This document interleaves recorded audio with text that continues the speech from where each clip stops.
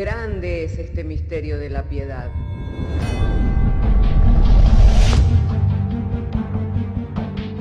Si se destruyeran los fundamentos, ¿qué ha de hacer el justo? Porque con un solo sacrificio hizo perfecto para siempre a los santificados. Justificados por la fe, tenemos paz para con Dios. Juntamente con Él nos resucitó y nos hizo sentar en los lugares celestiales con Cristo Jesús. Fundados Y firmes en la fe, tenemos paz para con Dios. Bienaventurados los pobres en espíritu, porque de ellos es el reino de los cielos. Bienaventurados los que lloran, porque ellos recibirán consolación. Bienaventurados los mansos, porque ellos recibirán la tierra por heredad. Bienaventurados los que tienen hambre y sed de justicia, porque ellos serán saciados. Bienaventurados los misericordiosos, porque ellos alcanzarán misericordia. Bienaventurados los de limpio corazón, porque ellos verán a Dios. Bienaventurados los pacificadores, porque ellos serán llamados hijos de Dios. Bienaventurados los que padecen persecución por causa de la justicia, porque de ellos es el reino de los cielos. Bienaventurados sois cuando por mi causa os vituperen y os persigan, y digan toda clase de mal contra vosotros mintiendo. Gozaos y alegraos, porque vuestro galardón es grande en los cielos.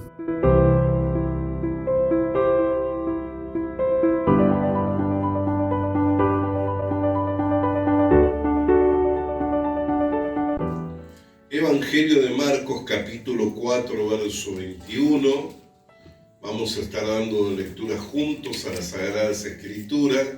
Lo estaremos haciendo en el nombre del Padre, del Hijo y del Espíritu Santo. También les dijo: ¿acaso se trae la luz para ponerla debajo del almud o debajo de la cama? ¿No es para ponerla en el candelero? Porque no hay nada oculto que no haya de ser manifestado, ni escondido que no haya de salir a luz. Si alguno tiene oídos para oír, oiga. Les dijo también: mirad lo que oís, porque con la medida con que medís os seréis medido, y aún se os añadirá a vosotros lo que oís. Porque al que tiene se le dará, y al que no tiene, aún lo que tiene se le quitará. Hasta acá estaremos dando lectura a las Sagradas Escrituras. Oremos al Señor. Amado Dios y Padre Celestial, te damos gracias porque tú nos das a abrir libremente las Escrituras, aún congregar libremente, Señor. Más allá de las dificultades que pueda haber en cada hogar, en cada familia, en cada individuo, Señor, esas dificultades, Señor, propias, que a veces han de ser salud, compromisos laborales, la distancia, pero tú nos permites congregarnos, Señor, teniendo libertad para hacerlo. Aún también utilizando las comunicaciones, nos permites conectar con la iglesia y a través de la iglesia con tus siervos, que no son quienes nos suministran tu santa y divina palabra, para que podamos ser, Señor, iluminados, instruidos en cuanto al camino de justicia, y así poder seguir avanzando hasta alcanzar la meta de este supremo llamamiento. Te damos gracias, Señor, en esta mañana. Esta es nuestra confianza, que aún hoy, Señor, esa luz alumbra en medio nuestro, corriendo el velo de la incredulidad y trayendo a nuestras vidas, Señor, tu divina revelación. En el nombre de Cristo Jesús. Amén. Gloria al nombre del Señor Jesús. En alguna oportunidad nos hemos referido que la Biblia no solamente es un libro literal, que esconde también un lenguaje que es el lenguaje de la fe. Porque la fe es la certeza de lo que no se ve. Entonces, si nosotros leemos la Biblia y la leemos de manera literal, tal vez no vamos a obtener de ella todo lo que ella nos ofrece. Pero cuando comenzamos a mirarla a través del lenguaje de la fe, entonces podemos llegar a comprender las grandes verdades, los grandes misterios del reino de Dios. Como recién hablábamos, a los gentiles les hablaba por parábola, pero a sus discípulos les explicaba todas las cosas. Lo mismo sucede hoy. Los incrédulos, el mensaje de la cruz es locura, pero para nosotros los creyentes es poder de Dios para salvación.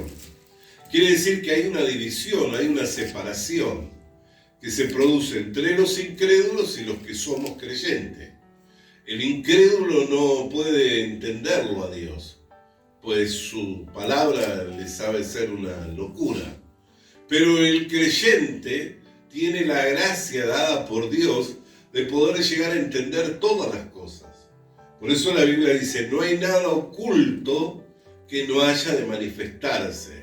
No hay nada oculto que no haya de salir a la luz. Y dice, no se enciende una luz para ponerla debajo de la mesa, sino que se pone en alto, en un candelero, para que ilumine toda la casa. Jesús es la luz del mundo. Cuando Él vino, los que andaban a su luz no andaban en tinieblas. O sea, sabían de dónde venían y hacia dónde iban. ¿Me comprende? Cuando Jesús vino a este mundo, Él era la luz de los hombres. Los que lo seguían no andaban en tinieblas. Podían entender de dónde venían y hacia dónde iban. Por eso es que el hombre que fue crucificado juntamente con el Señor, a causa de la fe, él pudo entender quién era el que estaba a su lado y también pudo llegar a entender que en ese día le era dicho que estaría con él en el paraíso. ¿Cuánta incertidumbre tiene la gente en cuanto a la vida y la muerte? Hay gente que tiene incertidumbre en cuanto a la vida, no sabe qué le va a acontecer mañana. Y muchas veces se habla de hablar positivamente o se habla de hablar esperando cosas nuevas, esperando cosas mejores. Pero una cosa es el positivismo y otra cosa es la certeza de la fe. La certeza de la fe es la convicción basada en el oído. Cuando yo escucho la palabra de Dios y aplico esa fe para creer a lo que Dios dice, entonces sé que me esperan cosas buenas. ¿Por qué? Porque todos los pensamientos de Dios acerca de mí son pensamientos de paz y no de mal. ¿Pero por qué tengo esa convicción? No por un positivismo de esperando el que mañana sea mejor, sino porque está escrito y lo que está escrito se tiene que cumplir. Entonces, sabiendo que todos los pensamientos de Dios son de paz y de bien y no de mal para con mi vida, entonces puedo entender que todo lo que me ha de acontecer ha de ser bueno y ha de contribuir para bien en cuanto a la vida espiritual. Tenemos que entender que la carne y la sangre no heredan el reino de Dios. Y todos los males que el hombre sufre, los sufre en la carne. Por eso Pablo decía, cuando mi cuerpo exterior se va desgastando, deteriorando día tras día, no obstante, el interior se va renovando. ¿Qué estaba diciendo? Se va fortaleciendo, se va desarrollando, va creciendo. Entonces él podía ver que por un lado su cuerpo exterior se iba desgastando, pero por el otro lado tenía una gracia que era el que su cuerpo interior se iba fortaleciendo día tras día, lo cual le permitía superar las adversidades, atravesar en victoria por las luchas y por las pruebas y no ver el problema como algo definitivo, como algo que le aconteció para mal y que no va a salir de ello en victoria, sino viendo el problema como un obstáculo al cual Dios le había capacitado para poder atravesarlo en victoria. Por eso cuando enfrentó su mayor enemigo, o el enemigo que tiene todo hombre, que es la muerte, él dijo, ya está pronta mi partida. He corrido la carrera, he guardado la fe, por lo demás me está reservada la corona de justicia, la cual el juez justo tiene preparada para mí y para todos los que aman su venida. Entonces, enfrentando al enemigo más grande que todo hombre puede enfrentar, él no lo veía como un obstáculo que era infrancable, que no lo podía atravesar, sino como un obstáculo al cual estaba capacitado y preparado para atravesarlo, al punto tal en que la desafía a la misma muerte, diciendo: muerte, ¿dónde está tu aguijón? Sepulcro, ¿dónde está tu victoria? Sorbida es en victoria la muerte. Entonces, al fortalecerse en el hombre interior, él podía salvar todo obstáculo de dificultad y atravesar las luchas y las pruebas siendo más que vencedores. Esa gracia no solamente es para el apóstol Pablo, sino para todos los que aguardamos la venida del Señor, para todos los que estamos corriendo esta carrera, para todos los que tenemos una misma meta, la del supremo llamamiento en Cristo Jesús. Que como Él es en el mundo, así también nosotros lleguemos a ser. Amén. Amén. Alabado y santo sea el nombre del Señor. Entonces, mientras Jesús estaba en el mundo, Él era la luz del mundo, y los que le seguían no andaban en tinieblas. ¿Qué significa? Que a ellos les hablaba con claridad. Les explicaba, si usted lee el capítulo 4, ahí les habla sobre la parábola del sembrador. Cuando se fueron todos los que estaban a su alrededor, quedando junto con los 12 le preguntaron acerca de la parábola. Y él respondió diciendo: a vosotros es dado conocer los misterios del reino de Dios, pero a los que están afuera solamente por parábola, para que oyendo no perciban, viendo no puedan entender, y a fin de que no se conviertan y sean perdonados sus pecados. Entonces ahí vemos la separación entre lo que eran los discípulos y entre aquellos que estaban afuera y que solamente eran observadores. Por eso es que es muy importante poder entender el valor que tiene cuando nosotros estamos oyendo la palabra de Dios. Es muy importante que podamos entender cuando Dios nos comunica su palabra, que nosotros podamos guardarla en el corazón. Es más, cuando nosotros leemos la parábola del sembrador, vemos que a los 4 les aconteció una misma cosa. ¿Qué es lo que les aconteció? Que los 4 oyeron la palabra de Dios. Pero el primero dice que vinieron las aves del cielo y se las llevaron porque había caído al costado del camino. Y esto representa a quienes Satanás viene y les roba la palabra. Reciben la palabra, que Jesús vino al mundo para salvar a los pecadores, que dio su vida en la cruz del Calvario para salvar a los pecadores, que esa obra ya fue consumada. Reciben la palabra, pero salen fuera y entonces Satanás les roba la palabra. El segundo era aquel que cayó entre pedregales por tener poca profundidad, salió el sol de la prueba y la terminó ahogando. Y eso es quienes por recibir la palabra sufrieron persecución. Porque la palabra trae consigo persecución. ¿De qué? De la carne. La primera persecución que nosotros tenemos no es la de afuera, es la de la interna. ¿Cómo es que soy justo? ¿Cómo es que soy santo si no hay nadie que conozca mejor mi persona que yo? ¿Quién le conoce mejor a usted que usted mismo? Nadie, ¿no es cierto? Entonces, cuando usted recibe la palabra que es justo, que es santo, que es perfecto, después se mira en su actuar, se mira en su proceder, analiza los pensamientos que le vienen, se detiene a mirar en los sentimientos que tiene y dice: ¿cómo puedo ser justo? ¿Cómo puedo ser santo? ¿Cómo puedo ser perfecto si yo sé lo que hay en mi corazón, sé lo que me viene a la mente, sé cuál fue mi proceder, sé cuál es mi actuar, sé cuáles son mis pasiones, sé cuáles son mis debilidades? El primer combate que tenemos es el interno, el de adentro. Por eso dice: sobre toda cosa guardada, guarda tu corazón, porque de él mana la vida. ¿Qué quiere decir con guardar? No hacer uso de ello. Las cosas que están guardadas, ¿para qué las guardamos? Para no hacer uso de ellas. Usted tiene en este momento todos los abrigos del invierno en las primeras perchas? No, lo guardó, sin duda. Si no tiene un amplio placar, lo que habrá hecho es sacar la ropa de invierno para dejar a mano la ropa de verano. ¿Por qué? Porque no espera en esta época del año usar esa ropa.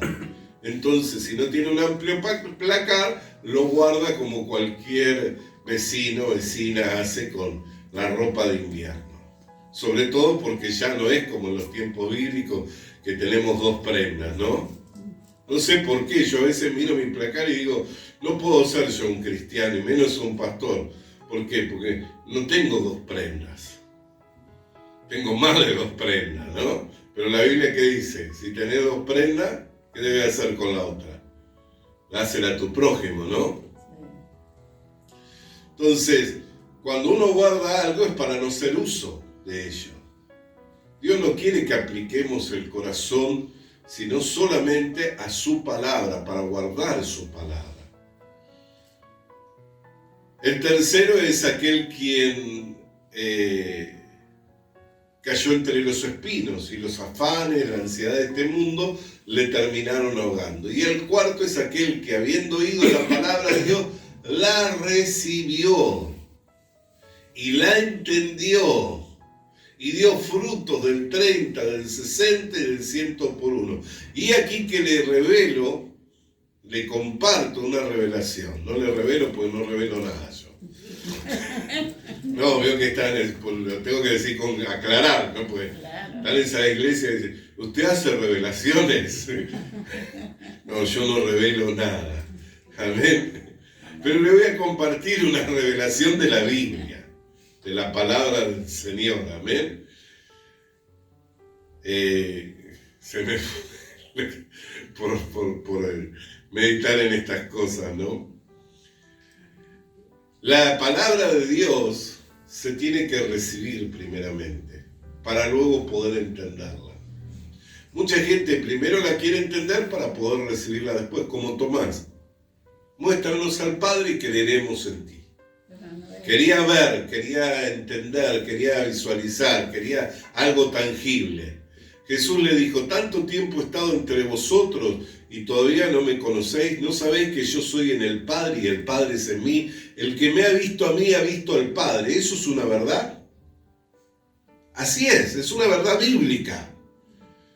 ¿Pero quién la estaba diciendo? Un hombre.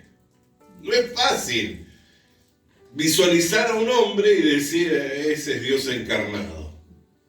Para nosotros que hoy tenemos las enseñanzas de la palabra de Dios y nos hemos nutrido, sabemos que Dios se encarnó en Jesucristo. Pero imagínense para Tomás viendo a un hombre que le decía, yo soy Dios encarnado. No era fácil para él. ¿Pero qué tenía que hacer? Tenía que recibir la palabra. La palabra de Dios primeramente se recibe, luego se entiende. Por eso mucha gente dice, pero yo no entiendo. Yo muchas veces fui de esos y si aún sigo siéndolo, que soy tardo para entender. ¿No? ¿Por qué? Porque siempre quiero aplicar la razón, el entendimiento, raciocinio y llegar a comprender para después creer. Pero para creer hay que recibir la palabra. Una vez que uno recibe la palabra, después la puede ir entendiendo. ¿Dónde lo explica el Señor Jesús? Miremos la Escritura. Verso 24 del capítulo 4 que estábamos leyendo. Preste atención a lo que dice el Señor. Les dijo también, mirad lo que oís, porque con la medida con que medís, seréis medidos.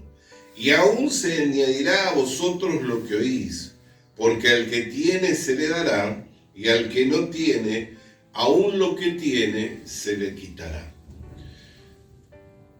Está hablando de oír, ¿no? Dice, mirad lo que oís. Pero luego habla de ¿qué? De una medida, la medida con que medimos lo que oímos. ¿No? Dice, mirad lo que oís, y luego dice, mirad lo que medís en cuanto a lo que oís. ¿Por qué? Porque con la medida con que medís lo que oís, al que tiene se le dará, y al que no tiene, aún lo que cree tener le será quitado. ¿Sabe por qué fracasan tanto las falsas doctrinas? Porque no tienen fundamento en la palabra de Dios. Así está demostrado o comprobado que doctrinas que no tienen fundamento en la palabra de Dios, como doctrinas que se han enseñado y se enseñan dentro de la iglesia, que por un tiempo estuvieron de moda, ¿no? Sanidad interior, encuentros y tantas cosas, liberación y tantas cosas. Usted la ve hoy día y no tienen ningún resultado. Lo mira a quienes practican esas cosas y dice, ¿cómo puede ser? Lo que antes daba resultado ahora no da resultado. ¿Por qué si antes tanta gente iba detrás de estas enseñanzas, de estas doctrinas, ahora la gente ya no va detrás de ello? Pero siguen teniendo la comezón de oír algo nuevo. ¿Por qué? Porque aún lo que creen tener les será quitado. Solamente le es añadido ¿a quién? A quien tiene algo. El fundamento de la fe, el fundamento de las enseñanzas, el orden de las doctrinas, y discúlpenme que hable parezco tan rebuscado hoy, siendo comienzo del año y teniendo que hablar algo más sencillo, ¿no? Pero tenemos todo el año para repasar si quieren, de todo esto que estamos hablando hoy. El fundamento de las doctrinas, el orden, como son establecidas las doctrinas, lo primero que tiene que ver es el arrepentimiento de las obras muertas. Sin arrepentimiento sabemos que no hay perdón de pecados, ¿no? Sí. Lo primero que tiene que estar puesto en nuestra vida espiritual es el arrepentimiento de las obras muertas. ¿Qué significa arrepentirse de obras muertas? Las obras muertas son las obras del hombre, las obras de justicia propia. Esas son obras muertas. Todas las obras que yo hago para poder llegar a ser meritorio de la salvación, de la vida eterna y de la gracia de Dios. Esas son obras muertas. ¿Por qué dice que son obras muertas? Porque yo vengo de estar muerto en delito y pecado. Así que por mi obra no puedo nunca ser justificado, santificado y ser perfecto. ¿Comprende hasta ahí? Lo primero que uno tiene que tener es el arrepentimiento. La gente cree que arrepentirse es, ayer robé, ayer estafé, ayer me adulteré, ayer forniqué, ayer mentí. Creen que eso es arrepentirse. Confesar todos los días sus pecados. No, arrepentimiento de obras muertas tiene que ver con todas las obras de justicia que el hombre hace para ser meritorio de la bendición, de la salvación, de la gracia y del don inmerecido de Dios que es la vida eterna. Lo primero que tenemos que tener es ese arrepentimiento. Sin arrepentimiento no hay perdón de pecados, ¿no? Lo segundo que tiene que haber es la fe en Dios.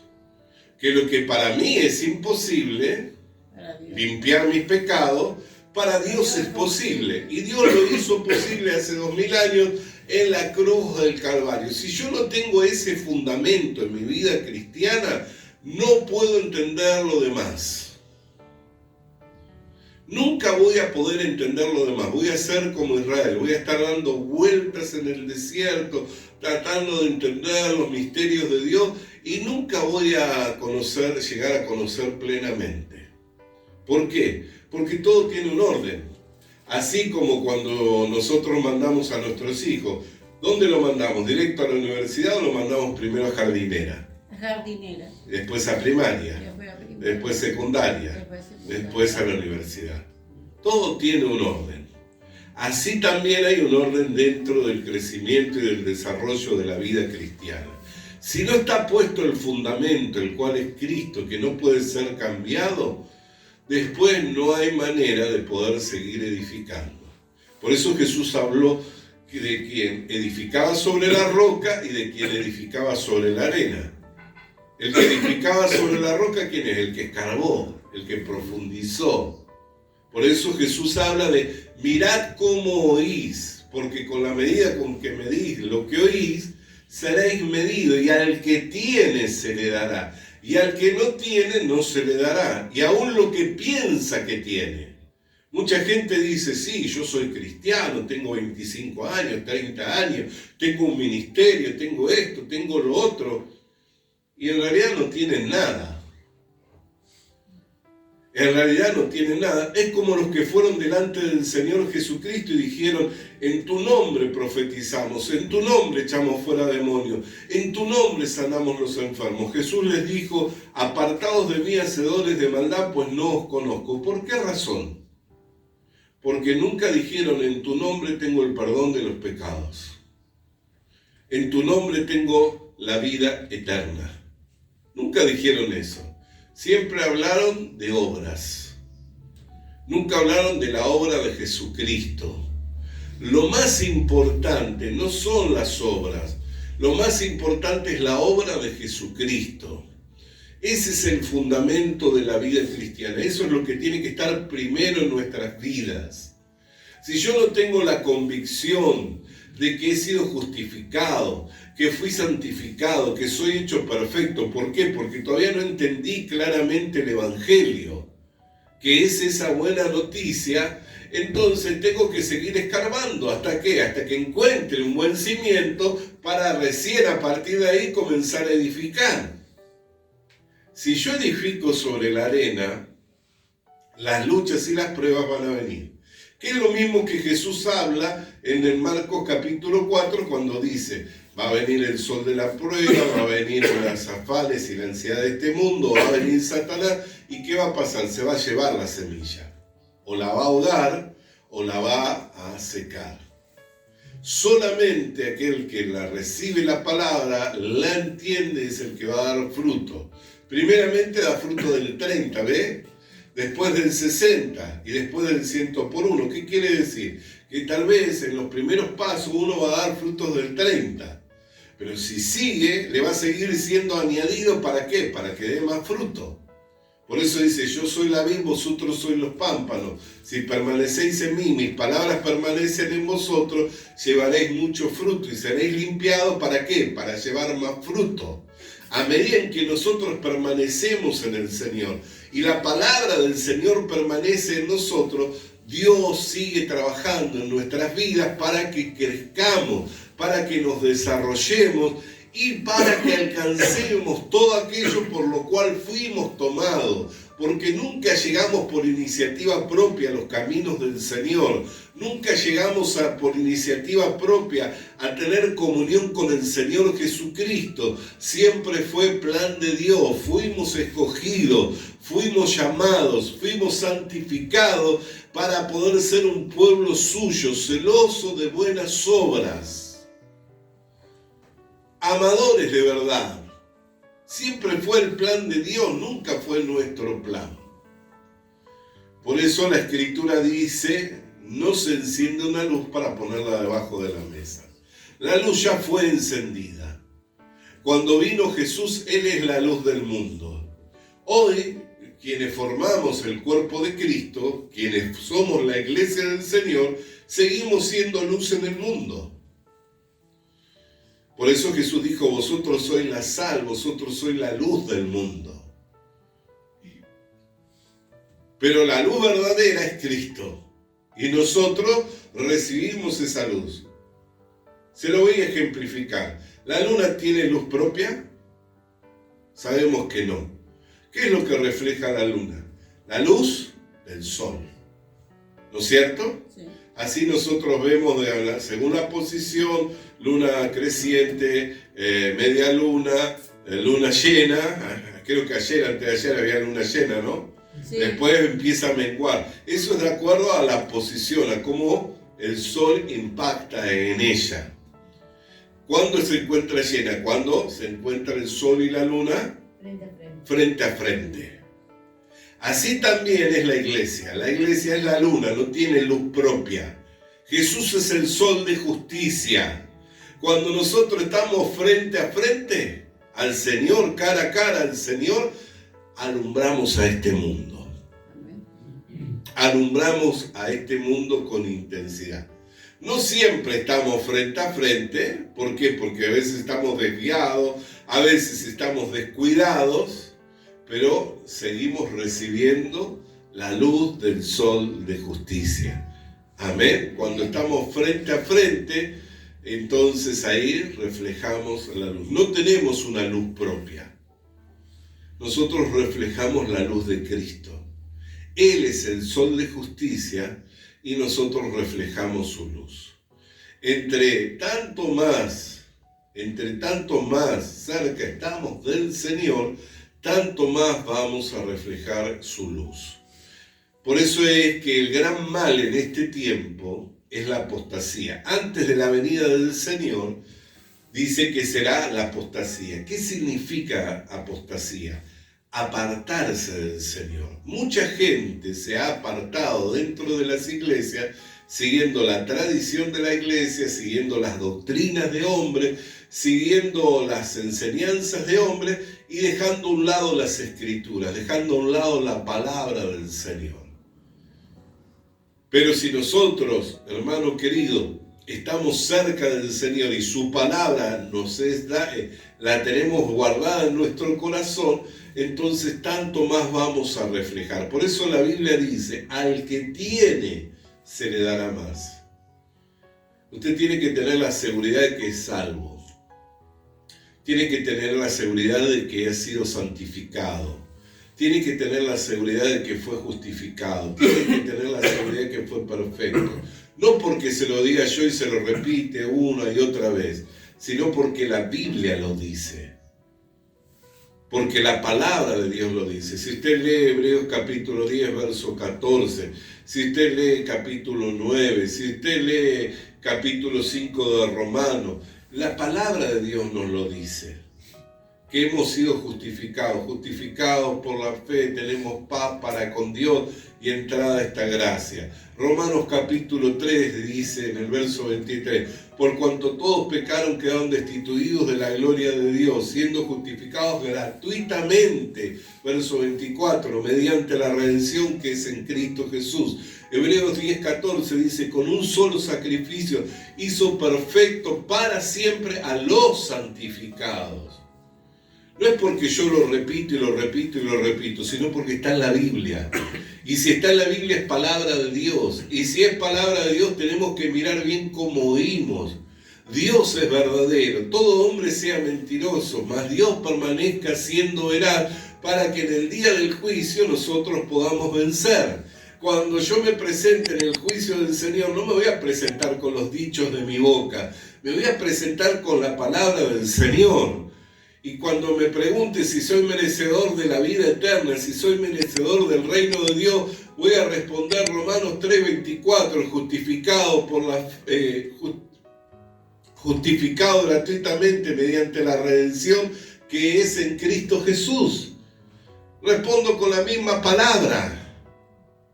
Y como esa palabra es palabra de Dios y Dios no es hombre y no puede prometer algo y no cumplirlo, entonces con esa palabra yo ya salgo siendo vencedor, porque ese es el testimonio de nuestra fe. ¿Qué es lo que vence al mundo? El testimonio de nuestra fe. Entonces lo primero que nosotros tenemos que tener, puestos los fundamentos, el arrepentimiento de obra muerta. Por obra que yo haga, nunca voy a poder ser justificado. Por obra que yo haga, nunca voy a poder ser meritorio del reino de Dios y de esta salvación tan grande. Por obra que yo haga, nunca voy a ser merecedor del don inmerecido, que es la vida eterna. Pero por la obra consumada de Jesucristo yo ya he sido justificado, yo ya he sido santificado y fui hecho perfecto, hecho una vez y para siempre. Para siempre. Entonces, reteniendo la palabra del Señor, voy a poder llevar fruto. Y reteniendo la palabra del Señor, el Señor va a poder seguir añadiendo. La Biblia dice, corrige al necio y te aborrecerá. Añádele al justo y te amará, ¿no es cierto? Al que es necio, el que dice que no hay Dios, lo corregís y le querés decir, pero ¿cómo vas a decir que en tu corazón que no hay Dios? ¿Cómo vas a decir mirando la creación, mirando las leyes de la naturaleza, mirando esto, mirando aquello, vas a decir todavía que no hay Dios? y te va a salir con cualquier cosa. Andá vos y tus creencias locas. Pero añádele al justo, al que dice que ha sido justificado por la sangre de Jesucristo, y te amará. Así dice el libro de los Proverbios, ¿no es cierto? Bendito sea el nombre del Señor. Entonces, hermanos queridos, amados del Señor, ¿a quién se le va a añadir? ¿A quién le va a ser dado más? Aquel que retiene la palabra del Señor. Aquel que sabe que fue justificado, aquel que sabe que fue santificado, aquel que sabe que fue hecho perfecto no por su obra, sino por la obra consumada de Jesucristo en la cruz del Calvario. Aquel que puso el fundamento para la vida cristiana. Por eso dice, el fundamento ya fue puesto, dice 1 Corintios capítulo 3, ¿no? Ahora, y no puede ser cambiado, el cual es Jesucristo. Cada uno mire cómo sobreedifica sobre ello. El fuego probará la obra de cada uno. El que edificó con piedra preciosa, con oro, con plata, con madera, con heno, con hojarasca, el fuego probará la obra de cada uno. Entonces, queremos añadir a esta fe virtud, a la virtud conocimiento, al conocimiento dominio propio. Queremos que sea añadido. Es necesario que retengamos las primeras cosas que nos fueron enseñadas. ¿Cuáles son los fundamentos de la fe del cristiano? Que ha sido santificado, que ha sido justificado y que fue hecho perfecto por la obra de Jesucristo. Mirad cómo ís, dijo Jesús. Con la medida con que medís, os seréis medidos. Al que tiene, se le dará. Eso que usted recibió, que es la fe para ser salvo, no se lo puede quitar nadie. Mucha gente dice, en la salvación, algo que se pierde. No, el que verdaderamente es salvo, no le quita a nadie. Por eso Jesús dijo, lo que está en mi mano, nadie lo arrebatará, ¿no es cierto? ¿Usted se puso en las manos del Señor o en las manos de Satanás? La mano del Señor. Se puso en las manos del Señor, ¿no? Sí. ¿Y cómo hace para arrebatarlo de ahí? Pablo dice, nuestra vida está escondida con Cristo en Dios. ¿Cómo hace para encontrarla? Si está escondida con Cristo en Dios. Bendito sea el nombre del Señor. Amados del Señor, que podamos retener estas cosas. Los que dicen y los que creen que la salvación se pierde es que nunca fueron salvos. Por eso pongan el fundamento. Pongan el fundamento, la fe en Dios. Ese es el fundamento de la obra de la redención. Ese es el fundamento de la salvación. La fe en Dios. Lo que para el hombre es imposible, Dios lo ha hecho posible. Arrepiéntanse de las obras muertas. Por obra ningún hombre puede ser justificado. No hay obra que usted pueda hacer, no importa cuánto ore, no importa cuánto ayune, no importa cuánto haga por el prójimo. No hay obra que usted pueda hacer con la cual pueda ser meritorio de esta salvación tan grande, del reino de Dios y de la vida eterna, solamente por la obra consumada de Jesucristo en la cruz del Calvario. Y esa obra se terminó hace 2000 años y con esa obra fuimos santificados, justificados y hechos perfectos para Dios. Alabado y santo sea el nombre del Señor, que con esta palabra podamos dar inicio a este año y podamos ir creciendo en el conocimiento del Señor hasta alcanzar todo aquello que el Señor tiene preparado para los que le aman. Al que tiene se le dará, así que si retenemos estas cosas, esperemos que vamos a recibir mucho más del Señor para nuestra vida espiritual. Vamos a estar de pie. Amado Dios y Padre Celestial, ¿cómo no agradecerte por tu palabra que ha llegado a nuestra vida mediante el poder, la potencia del Espíritu Santo, iluminándonos los ojos del entendimiento para poder llegar a comprender, Señor, que no es por obra que nosotros hayamos hecho, sino por la obra consumada de Jesucristo en la cruz del Calvario, en que fuimos justificados, santificados y hechos perfectos para siempre. Por lo que te damos gracias, Señor, por cuanto te has placido en revelarnos a Cristo y darnos a conocer los misterios de tu voluntad. En el nombre de Cristo Jesús, y la iglesia puede decir amén. Amén. Amén. Aleluya. Visita nuestras redes sociales. Visita nuestras redes sociales. Suscríbete activando la campanita. Suscríbete activando la campanita. Comparte con nosotros el mensaje de la palabra de Dios. Comparte con nosotros el mensaje de la palabra de Dios.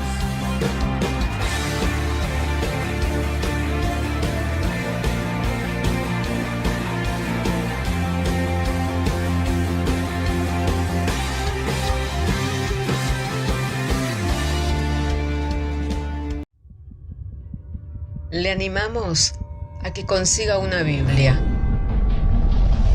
porque en ella encuentra la mente de Dios, el estado del hombre, el camino de salvación, la muerte de los pecadores y la felicidad de los creyentes. Sus doctrinas son santas, sus mandamientos son obligatorios, sus historias son verdad y sus decisiones inalterables. Léala para ser sabio, crea en ella para ser salvo y póngala en práctica para ser santo. Ella contiene luz para guiarle, alimento para reforzarle y consuelo para alentarle. La Biblia es el mapa del viajero, el bastón del peregrino, la brújula del piloto, la espada del soldado y la carta del cristiano. Le animamos a que consiga una Biblia,